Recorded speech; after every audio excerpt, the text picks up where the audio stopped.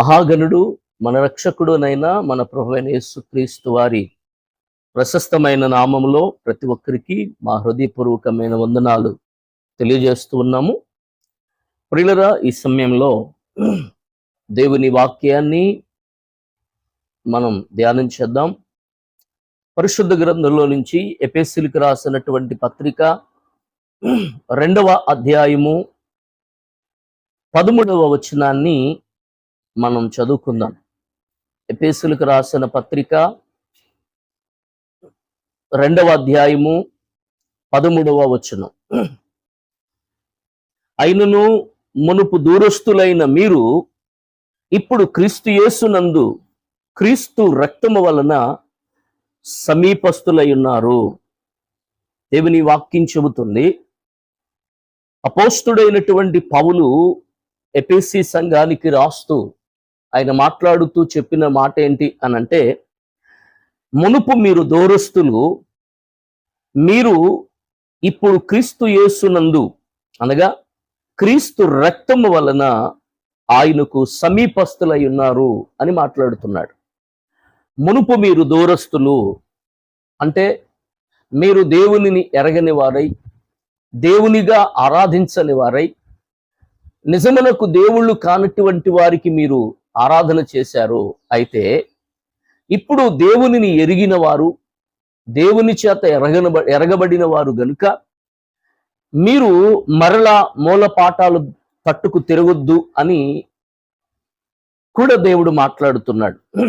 అయితే మనం ఆలోచన చేస్తే, మునుపు దూరస్తులైన మీరు ఇప్పుడు క్రీస్తు యేసునందు క్రీస్తు రక్తము వలన సమీపస్తులై ఉన్నారు. యేసుక్రీస్తు ప్రభువారి రక్తము ద్వారా విమోచింపబడినటువంటి మనమందరము కూడా ఆయనకు సమీపస్తులమై ఉన్నాము అని దేవుని వాక్యం చెబుతుంది. కనుక క్రీస్తు రక్తము ద్వారా మనం కడగబడ్డాము. ఒక రోజున యేసుక్రీస్తు ప్రభువారు ఒకరింటికి భోజనానికి పిలువబడ్డారు. భోజనానికి పిలువబడినప్పుడు ఆ వ్యక్తి పేరు సీమోను. పిలిచినటువంటి వ్యక్తి సరైన ఆతిథ్యం ఇవ్వలేదు.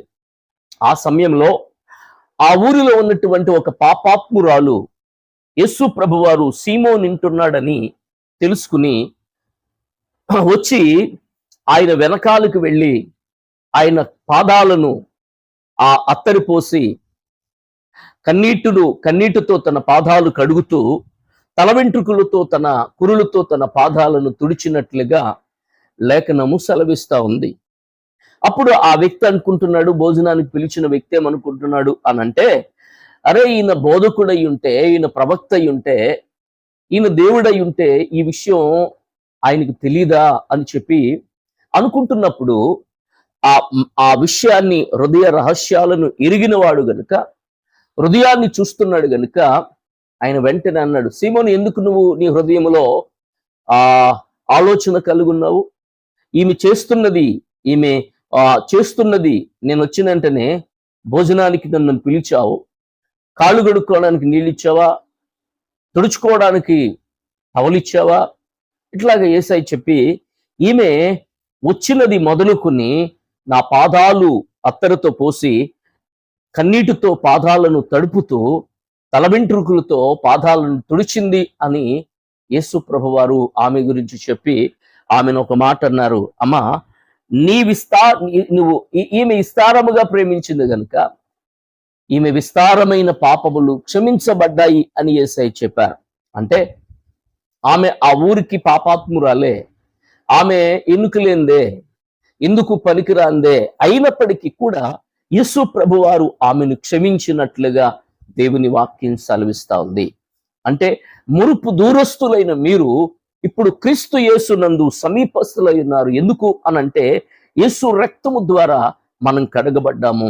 అందుకే రోమీయులకు రాసిన పత్రికలో ఆ పౌలు గారు చెబుతాడు కదా, యేసు రక్తము అంటే నీతిమంతుడు లేడు, ఒక్కడును లేడు, అందరూ పాపము చేసి దేవుడు అనుగ్రహించు మహిమను పొందలేకపోతున్నారు. అయితే నీతిమంతుడుగా క్రీస్తు ప్రభువారు ఆయన రక్తము ద్వారా విమోచింపబడిన ప్రతి వ్యక్తి కూడా నీతిమంతుడుగా తీర్చబడుతున్నాడని లేఖనం సెలవిస్తుంది.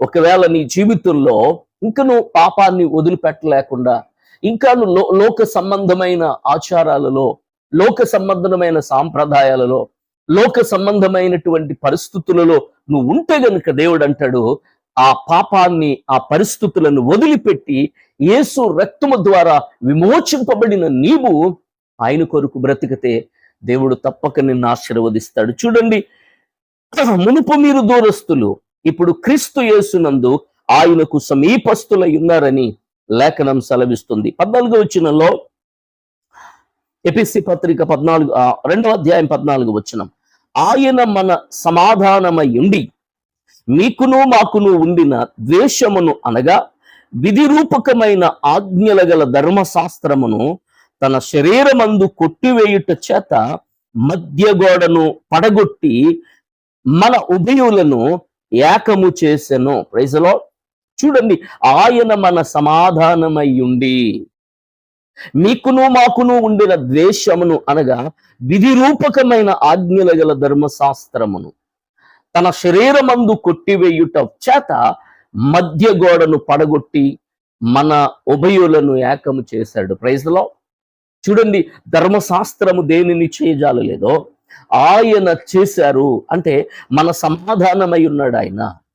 మన సమాధానమై ఉండి ద్వేషమును, మనకు ఉన్నటువంటి ఆ ద్వేషమును, విధిరూపకమైనటువంటి ఆజ్ఞలను, అంటే పంటికి పన్ను కంటికి కన్ను అని చెప్పిన దానిని దేవుడు ఏం చేశాడో తెలుసా?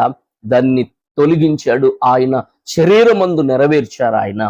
కాబట్టి ఈ సమయంలో ఆలోచన చేస్తే గనుక ఎంతమంది జీవితాలలో ఇంకను లోకములో, ఇంకను పాపములో, ఇంకను భయంకరమైన పరిస్థితుల్లో ఉన్నారో ఆ వాటి నుంచి విడిపించబడాలి.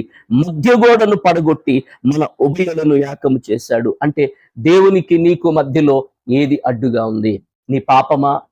లేకపోతే ఏది నీ జీవితంలో దేవునికి నీకు మధ్యలో అడ్డుగా నిలబడుతుంది? ఆ అడ్డుగోడను యేసయ్య తన రక్తము ద్వారా కూల్చివేశాడు. అయినప్పటికీ ఇంకా నువ్వు దేవునికి నీకు మధ్యలో ఏదైనా అడ్డుగా ఉందేమో, ఆ అడ్డుగోడను తొలగించాలని దేవుడు మాట్లాడుతూ ఉన్నాడు. కాబట్టి ఈ సమయంలో మనం గమనిస్తే గనుక క్రీస్తును కలిగిన నీ జీవితము, మునుపు దూరస్తులు నీవు, ఇప్పుడు క్రీస్తు ద్వారా నువ్వు సమీపస్తులు అయి ఉన్నావు. క్రీస్తు ద్వారా విమోచింపబడిన నీవు, ఆయన రక్తము ద్వారా కడగబడినటువంటి నీవు ఆయనకు ఒక ఉన్నతమైన వ్యక్తిగా మారాలి అని దేవుని వాక్యం సెలవిస్తారు. ఇంకా లోక సంబంధమైన పరిస్థితుల్లోనే, ఇంకా లోక సంబంధమైన ఆచారాల్లోనే, ఇంకా లోక సంబంధమైన సాంప్రదాయాల్లోనే నువ్వు ఉండిపోతే గనుక ఒక రోజున నువ్వు విడిచిపెట్టబడతావు.